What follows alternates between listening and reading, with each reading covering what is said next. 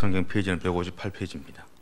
앞에 있으면 다 뜹니다. 그리고 처음에 집사님이 이제 사회 보실 때 뜨셔서 이제 그런데 남성교회 주일은 평양 남로에서 주관하는 게 아닙니다. 총회 주관입니다. 총회에서 이 땅에 있는 통합촌 모든 교회가 다 남성교회 주일로 지키는 날이 3월 둘째 주입니다. 총회 주일입니다. 제가 조금 수정을 할게요. 유명한 성경 교사이고 또 주석가인 그러니까 윌리엄 바클레이라는 목사님이 계십니다. 목회자들 중에서 아마 이 바클레이 목사님의 주석을 예전 목사님들은 대부분 다 갖고 계셨고 요즘 목사님들은 이제 거의 뭐 많이 갖고 있지는 않습니다. 저도 아버지가 쓰시던 거 갖고 있다가 여기 오기 전에 이제 집이 좁아가지고 다 버렸던 기억이 좀 있습니다. 우리 어머니 잘 모르는데.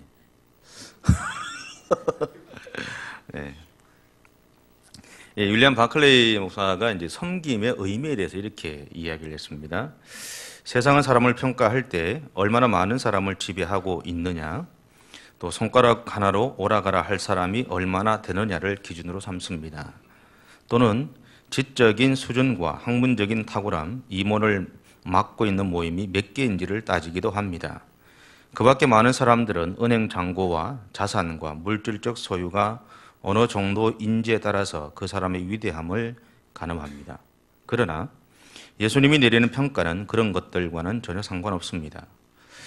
주님의 평가 기준은 오직 한 가지입니다. 그것은 얼마나 많은 사람을 섬기고 있는가 하는 것입니다. 여러분, 예수 믿는 사람들에게는요, 그러니까 솔직하게 말씀드릴게요. 제가 서울에 있을 때 원로 장로님 한 분은 제보고 뭐라고 했냐면 늘 이야기하시다는 게 자기가 100대 부자 안에 들어간대요, 본인이. 그래도 새끼 먹던데요. 네. 여러분, 내가 얼마나 많이 가지고 있느냐, 내가 얼마나 많은 사람들 또 얼마나 많은 자리에 내가 어떤 이름을 올리고 있느냐, 그것이 세상에서는 평가를 받을 수 있는 기준이 될지 모르지만 하나님 앞에서는 그 별거 아닙니다. 하나님 앞에서는 내가 얼마나 많이 다른 사람을 섬기고 있느냐 하는 것이 중요하다라는 거죠. 그러니까 다시 말하면 얼마나 하나님의 말씀대로 살아가고 있는가 하는 것이 중요하다는 겁니다. 여러분, 이 신앙의 모습들을 조금은 바꾸셔야 될 시기가 좀 된 것 같아요. 요즘 이제 한국 사회를 보고 저 같은 목사들을 보고 제 또래 목사들이나 아주 위례 목사들을 보면서 그런 생각을 참 많이 하게 돼요. 요즘 젊은 목사들 같은 경우는 요즘 이제 많이 배출되는 목사들 같은 경우는 사례비 적으면 안 합니다. 내가 돈 받은 만큼 합니다. 세상 사람하고 똑같죠? 그죠? 여러분 기억하셔야 됩니다. 그 사람들이 왜 그렇게 하겠어요? 교회가 지금 그렇게 하고 있기 때문에 그렇습니다. 그렇죠? 여러분 인정 안 해도 교회가 지금 그렇게 하고 있기 때문에 그렇습니다. 그걸 아셔야 돼요. 다시 말하면 한국교회 안에서 수많은 이런 일들이 일어나는 것이 지금 한국교회만의 문제는 아닙니다. 이미 서구교회에서 그렇게 달려왔었어요. 여러분 그것을 기억하셔야 됩니다. 지금 기도 많이 하셔야 될 때입니다. 교회를 위해서도 기도 많이 하셔야 되고 여러분 스스로를 위해서도 기도 많이 하셔야 되고 우리가 갖고 있는 신앙의 모습들 속에서 조금 틀린 부분들은 이제 수정하셔야 될 시기가 됐다는 것을 분명히 기억하셔야 됩니다. 그러니까 여러분이 생각하고 있는 그러니까 세상 저도 마찬가지지만 여러분도 마찬가지고 세상 사람들이 평가하는 그 기준 속에 우리는 살아가잖아요, 솔직히. 그렇지 않으세요? 솔직히 우리는 그렇게 살아가요. 아닌 것 같이 표현하지만 그렇게 살아갑니다. 근데 하나님에게는 그것이 의미가 없다는 거죠. 여러분 우리가 기억할 것은 거기에 있습니다. 하나님에게 의미 있는 삶을 살 것이냐, 나에게 의미 있는 삶을 살 것인가를 기억하십시오. 우리가 정말 예수님을 닮고 싶다면 누군가를 섬기려는 마음으로 자신을 내어주는 것 이상의 방법은 없습니다. 저는 이번에 남성교회 주일 설교를 준비하면서 본문과 제목이 제가 여기 오고 나서부터 2013년부터 설교를 했는데 똑같아요. 변함이 없어요. 제가 어떤 생각을 했냐면 처음에는 이렇게 생각했어요. 야, 정말 준비 안 하는구나. 못되게 생각했죠?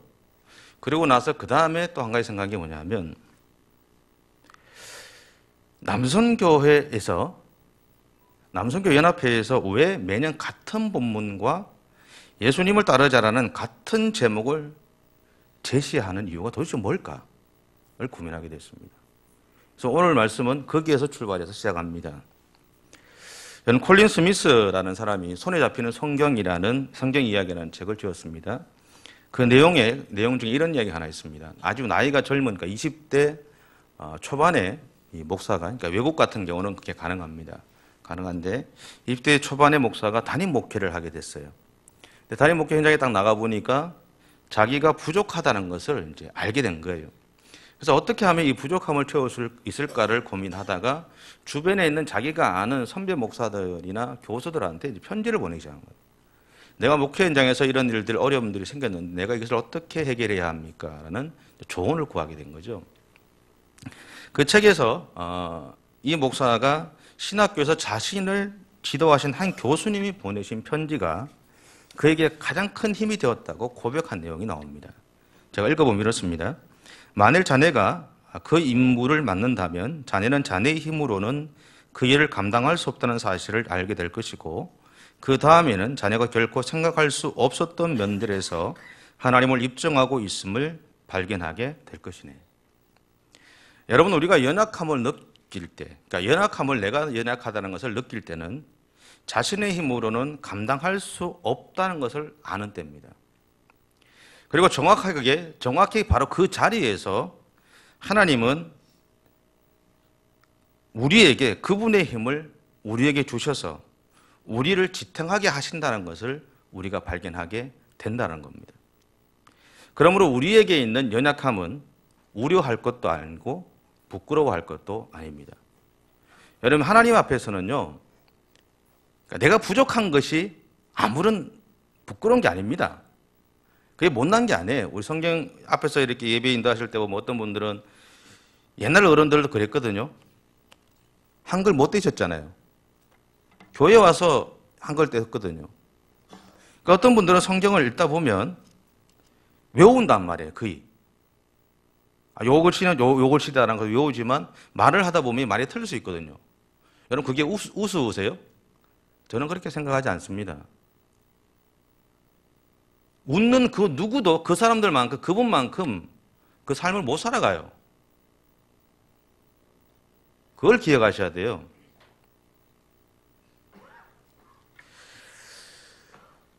여러분, 우리가 가진 연약함은요, 그리스도인의 여정에 있어서 매우 의미심장한 기회들 중에 하나라는 겁니다. 그래서 만일 우리가 예수님을 따르고 있다면 예수님은 우리를 안전지대 밖으로 인도하심으로써 우리의 연약함을 경험하게 한다는 겁니다. 그리고 그 연약함의 자리에서 우리는 예수님의 권능이 우리 위에 머물게 되는 것 또한 경험하게 된다는 겁니다. 그러기에 우리가 예수님을 따른다는 것은 주님의 손에 붙잡힘 받는다는 것을 의미합니다. 전국 남성교회 연합회에서 제시하는 연합회나 개교회 남성교회 회나 아니면 회원들의 사명은 이렇습니다.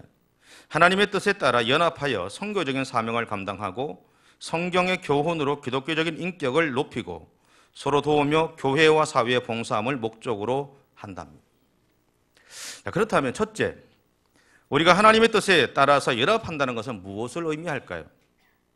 둘째, 우리가 선교적인 사명을 감당한다는 것은 또 무엇일까요? 세 번째, 성경의 교훈으로 인격을 높이고 서로 돕는다는 것은 또 무엇을 말할까요? 여러분, 과거부터 오늘까지 남선교회 회원들에게 주어진 이 사명은 결코 쉬운 일이 아닙니다.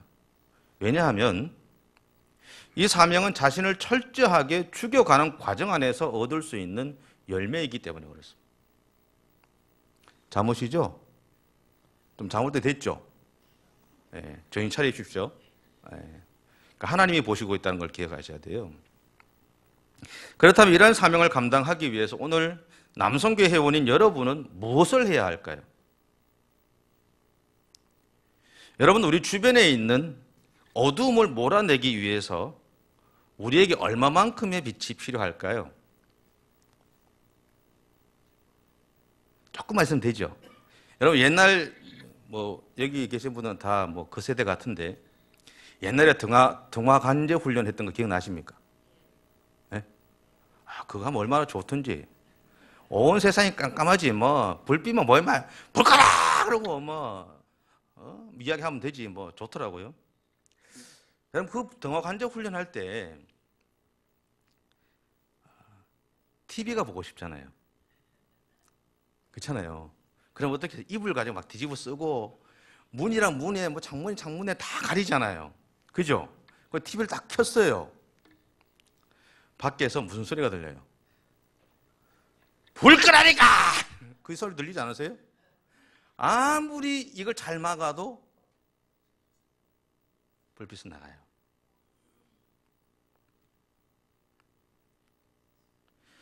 여러분, 우리 주변을 한번 살펴보십시오. 여러분의 주변에 영적인 암흑이 존재하는 곳은 없습니까? 분명한 것은요, 우리 주변에 있는 어둠은 아주 작은 빛으로도 몰아낼 수 있다는 겁니다. 그리고 예수님은 우리에게 이 빛을 비추어 주시기 위해서 오셨습니다. 겨울이 되면 부산은 이제 눈이 많이 안 오지만 눈이 좀 많이 오는 데를 가보면 여름보다 운전하기가 좀 더 어려워요. 낮에 해가 비칠 때 보면. 왜 그런지 아시죠? 햇빛이 딱 비치면 그 눈이 그 빛을 반사하잖아요. 얼굴이 다 타버려요. 막 화상도 입어요. 심하면. 그래서 여름에 보면, 겨울에 보면 이 스키 타시는 분들 있잖아요. 스키 타시는 분들이 그냥 스키만 탈까요? 고글하고 고글만 딱 쓰고 스키를 타면 딱 벗으면 여기가 새카맣습니다. 여기만. 그래서 선크림을 바릅니다. 항상. 여러분 겨울이면 하늘에서 내리는 눈이 달빛에 반사돼서 아니면 햇빛에 반사돼서 빛을 발하듯이 그리고 거울이 빛을 반사해서 내놓듯이 예수님은 우리가 우리의 삶을 통해서 그분의 빛을 반사해 주기를 요구하신다라는 겁니다.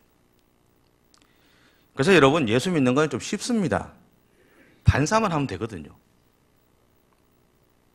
내한테 온 거 이게 반사만 해주면 되잖아요. 쉬워요. 하지만 우리가 예수 믿는 사람답게 예수님의 제자로 살아가기는 참 어렵습니다. 오늘 본문에서 예수님은 자신을 세상의 빛이라고 말씀하셨습니다. 그러자 바리새인들이 벌떼같이 달려들어서 이렇게 얘기하죠. 네가 너를 정언하니까 이거는 잘못됐다는 거예요. 그때 예수님이 뭐라고 그러시냐면 율법에 두 사람의 정언이 있으면 옳다라고 하지 않았느냐.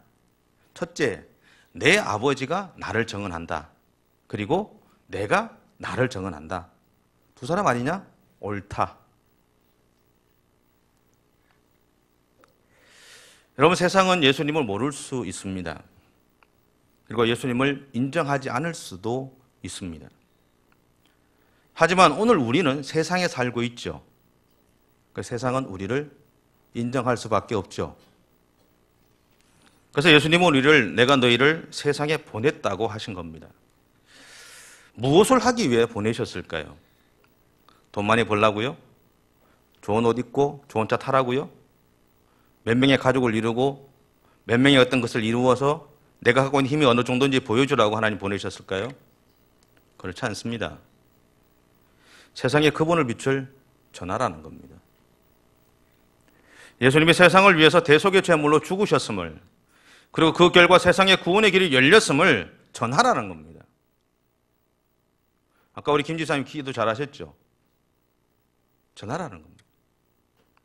그런데 그 방법은 우리가 예수님의 빛에 쬐임받은 결과로 생명을 얻은 것처럼 우리의 삶을 통해 그 은혜를 나누며 살아가라는 겁니다. 제 생각에 참 어렵죠, 그죠? 그냥 성경 이야기나 좀 하고 좋은 얘기만 하면 되는데 맨날 그렇게 살아가라 그러니까 힘들죠? 살아가십시오. 머릿속으로 알고 있는 것, 입으로 이야기하는 것은 누구나 합니다. 그러나 그렇게 살아가는 것은 누구나 할 수 없습니다. 내가 교회에서 봉사를 열심히 한다고 앞장서서 뭔가를 한다고 믿음이 좋은 걸로 착각하지 마십시오. 내가 하는 만큼 내 삶에서 그렇게 살아내지 않으면 그건 믿음이 있다라고 이야기할 수 있을까요? 분명히 기억하셔야 됩니다. 저 목사가 오늘 또 이상한 소리 한다고 생각하지 마십시오. 여러분, 예수 믿는 사람들은, 정말 예수 믿는 사람들은 그 예수님의 말씀대로 살아내가기 위한 생명을 내건 싸움들이 우리의 삶에서 있어져야 되는 겁니다. 그렇게 살아내 가야 되는 거예요. 어렵죠? 어렵지만 포기하지 마십시오. 왜냐하면 하나님이 그 일을 감당할 수 있도록 힘을 주시는 겁니다. 하나님이 함께 주시는 거거든요. 그래서 우리는 그 하나님 의지하고 가는 거예요. 가다가 못 가면 주저앉을 수도 있어요. 가다가 또 넘어질 수도 있어요. 가다가 또 잘못될 수도 있어요. 그런데 중요한 것은 그때 하나님이 우리를 향해서 야, 가자. 야, 엉덩이 떼라. 내가 밀어줄게. 내가 당겨줄게. 그러시는 거예요. 여러분, 우리가 바라봐야 될 것은 그 하나님입니다. 그 하나님 보십시오. 그렇다면 오늘 예수님을 따르기 위해서 우리는 무엇을 더 해야 할까요? 성공회의 김근상 주교라는 분이 있습니다. 이분이 이런 이야기를 했습니다. 제가 한번 읽어볼게요. 세상이 어지럽습니다. 거짓과 사술이 판을 칩니다. 그래서 중심과 격까지가 구별되지 않습니다. 우리는 지금 그런 세상을 살고 있습니다. 더구나 우리 역시 그런 세상을 만드는 데 일조했습니다. 그리고 그것은 우리 가슴 속에 꿈틀거리는 세상적 욕망, 악마적 욕망 때문입니다.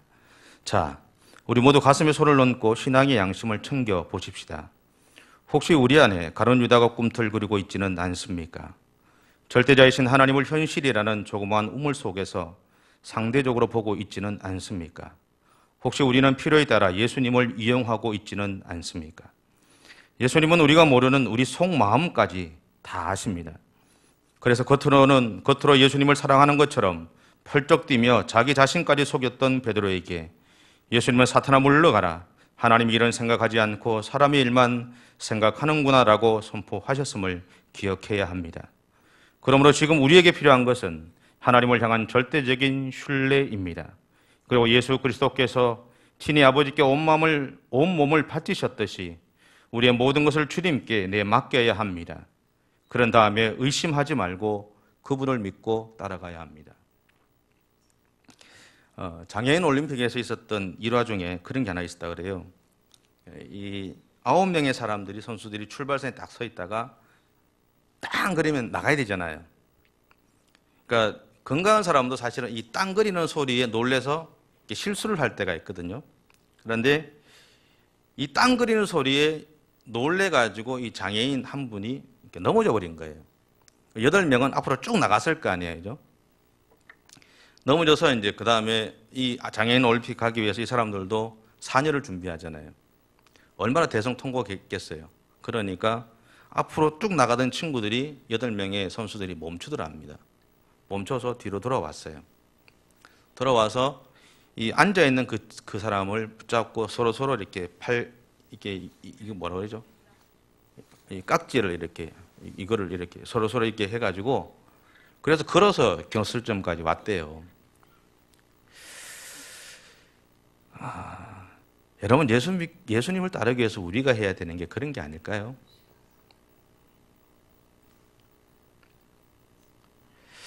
우리는 일반적으로 예수님을 따른다는 것을 주님과 동행한다는 것으로 말합니다. 동행이란 함께 걷는 것을 말하죠. 그리고 동행이란 함께 걸을 뿐 아니라 그러면서 대화를 나누고 그 가운데서 기뻐하기도 하고 때로는 함께 아파하기도 하는 겁니다. 그러기에 우리가 누구와 동행한다는 것은 구체적인 것이죠. 내가 주 사람하고 누군가와 동행한다는 것은 아주 구체적인 일입니다. 여러분, 우리가 예수님과 동행한다는 것은요, 예수님을 의식하며 산다는 것을 말합니다. 내 마음에 예수님이 있는 것을 평안이라 그래요. 내 마음에 예수님의 그 마음이 내 안에 있으면 평강이라 그럽니다. 여러분, 예수님을 의식하며 산다는 것 멋지지 않으세요? 여러분의 남은 생애 동안 예수님을 의식하며 사십시오. 여러분이 밥을 먹을 때, 말 한마디 할 때, 행동 하나 할 때, 무언가를 계획할 때 좀 예수님을 의식하며 사셨으면 좋겠어요. 저는 얼마 전에 뭔가를 좀 쓰면서 그 생각이 좀 났어요. 당신의 인생에서 가장 기억에 남는 책이 있느냐? 나에게 가장 중요한 어떤 의미가 있었던 도서가 있느냐라는 이야기를 할 때 제가 제일 먼저 생각났던 게 딱 한 가지였어요. 그게 뭐냐면 예수님이라면 어떻게 하실까라는 옛날 크리스천 다이제스트에 나온 기독교 고전이 있습니다. 혹시 아십니까? 잘 모르시면 한번 사서 읽어보십시오. 돋보기 가지고도 한번 읽어보십시오. 여러분, 우리가 우리의 삶에서 예수님을 의식하며 산다는 게 참 중요하고요. 저도 사실은 잘 안 됩니다. 그렇게 하려고 애를 쓰는데. 그런데 그렇게 살아가면 실수가 좀 별로 없어요. 실수가 별로 없고 하나님께서 원하시는 것이 무엇인지를 놓치지 않고 살아갈 용기가 생깁니다. 그러나 우리의 삶에서 예수님과 동행한다고 말하면서도 사실 이것이 잘 안 되잖아요. 안 될 때가 많죠. 그래서 어떤 사람은 하루에 3번씩 이런 말을 한다 그럽니다. 한번 따라해 보십시오. 예수님은 나의 구주십니다. 예수님을 사랑합니다. 예수님 뜻대로 살겠습니다. 어떤 분은 이 말을 하루에 3번씩 한대요. 의식적으로, 그냥 의도적으로. 다 외우셨죠? 예수님은 나의 구주십니다. 예수님을 사랑합니다. 예수님 뜻대로 살겠습니다. 그죠? 식사하시기 전에 기도하시면서 한번 해보십시오. 네. 여러분, 우리가 꼭 무릎을 꿇지 않더라도 우리의 삶 속에서 이런 고백을 하는 것만으로도 우리는 주님과 동행하는 것을 더 가깝게 느끼게 될 겁니다. 전에도 한번 말씀드렸듯이 미국의 기독교에 충격적인 뉴스가 하나 있었습니다. 그게 뭐냐면 헨리 나우엔 박사가 하버드 대학을 사임하고 매사추세츠에 있는 작은 정신지체시설에 직원으로 들어간 거예요. 그러니까 여러분, 제가 헨리 나우엔에 대한 이야기를 하잖아요. 모르죠? 여러분 모르시잖아요. 최근 몇 책 보신 분은 있겠지만 그분은 우리가 생각하는 거하고 상상을 할 수 없는 사람이에요. 쉽게 보시면. 그러니까 세계적으로 가장 인기 있는 신학자입니다. 목회자예요. 그러니까 뭐 어떻게 이해할 수 없는 사람이에요. 그런데 이 사람이 하버드 대학 교수 자리 다 내려놓고 그냥 아주 작은 정신지체 시설에 그냥 일개 직원으로 들어가면서 많은 사람들이 의구심을 나타냈어요. 왜? 왜 그러냐는 거죠. Why not? 왜 그러냐는 거죠. 우리는 모르겠다는 거예요. 왜 그러는지. 당신 왜 그러냐고. 우리로 치면 저 미쳤다고 그러지 않겠어요? 왜 그러냐고. 나중에 그가요, 예수의 이름이라는 책을 내면서 이렇게 대답합니다. 예수는 이론으로가 아니라 희생으로 증거되기 때문입니다. 여러분, 예수쟁이라는 말은 과거부터 기독교인들을 향해서 불렀던 별명입니다. 근데 사실 이 말은 이 땅에 처음 복음이 전해진 다음에 옛날에 서양 귀신이라고 그랬잖아요. 아십니까? 옛날에 서양 귀신이라고 그랬어요. 그러니까 기독교 역사를 이렇게 돌아보면 서양 귀신이라고 그러거든요. 그러니까 서양 귀신이라고 불렸던 예수님을 믿고 따르는 사람들을 경멸하고 그들에게 비웃음과 모욕을 주자는 의미 속에서 붙여준 별명이 뭐냐면 예수쟁이입니다. 그런데 기독교인들은 이 이름을 부끄러워하지 않았어요. 오히려 자랑스러워했어요. 어떻게 받아들였냐면 예수쟁이란 예수에 미친 사람이라는 이야기예요. 그럼 예수에 미친 사람이란 이 이름에 부끄럽지 않도록 그들은 세상에서 그리스도의 빛을 드러내기 위해서 헌신된 삶을 살았던 사람들이 우리의 믿음의 선조들입니다. 여러분, 이것이 바로 오늘 헌신을 다짐하는 남성교회 회원들이 개성하고 발전시켜야 될 사명이기도 합니다. 여러분, 마지막으로 이 말하고 끝내겠습니다. 여러분 기억하십시오. 내 안에 계신 예수님은요, 이론이 아니라 희생으로 증거되는 겁니다. 기도하겠습니다.